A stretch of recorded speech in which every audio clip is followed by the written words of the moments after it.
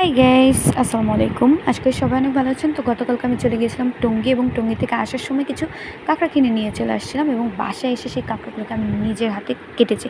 Can you imagine, এত সুন্দর করে কেটেছি যেন হচ্ছে প্রফেশনাল কাঁকড়া কাটুনি। তারপরে এটা রান্না করেছিল ভাবি। ভাবি প্রথমে একটু হলুদ আর লবণ দিয়ে কাঁকড়াগুলোকে ভেজে রেখে দিয়েছিল। তারপরে অন্য একটা কড়াইয়ের ভিতরে হচ্ছে যে পেঁয়াজ কুচি, তেল অবশ্যই দিয়েছিল, পেঁয়াজ কুচি, আদা বাটা, রসুন বাটা এবং তার সাথে জিরা বাটা দিয়ে হলুদ মরিচের গুঁড়ো, স্বাদমতো লবণ, সুন্দর করে এটাকে কষিয়ে নিয়েছিল। ভালো করে একটু টাইম নিয়ে কষিয়ে নেওয়ার পরে ভেজে রাখা যে কাঁকড়াটা ছিল ওটাকে হচ্ছে ভাবি ওই মশলার মধ্যে দিয়ে দিয়েছিল সুন্দর করে। তারপরে ওটাকে আরও কিছুক্ষণ ভাজা ভাজা করলো, মশলার ভিতরে আর কি কষালো।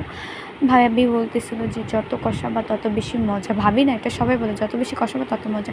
তারপরে ওটার মধ্যে একটু ঝোল দিয়ে ওটাকে কিছুক্ষণ ঢেকে রাখা হয়েছিল, যে ভিডিওটা আমি করি নাই, বাট আপনাদের ফাইনাল লুকটা দেখাচ্ছি। ফাইনাল লুকটা ছিল এইরকম, খুবই লোভনীয় ছিল, অনেক খেতে অসাধারণ ছিল। আমি মুড়ি দিয়ে কাঁকড়া খেতে খুব পছন্দ, মানে কাঁকড়ার গ্রেভি দিয়ে মেখে খেতে পছন্দ করি। তো এই পর্যন্তই ছিল ভিডিওটা। সবাই ভালো থাকবেন, টাটা, আল্লাহ হাফেজ।